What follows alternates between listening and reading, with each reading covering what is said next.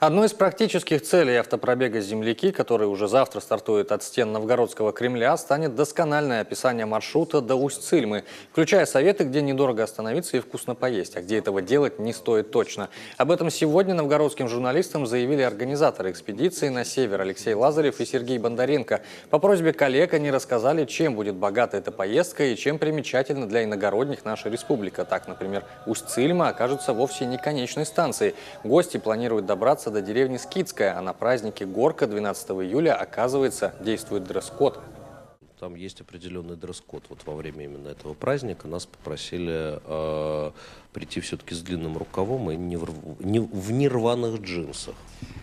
Да, глава Усть-Цилимского района Алексей Поздеев, когда мы уже отправлялись, он сказал, что предупреди, пожалуйста, новгородцев и ваших гостей современных, тех, кто с вами поедут, и предупредите всех, кого вы тащите. Не для того мы 500 лет берегли новгородские традиции. Никаких рваных джинс и рубашек с коротким рукавом.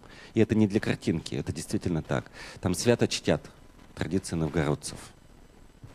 А мы пересматриваем свои гардеробы.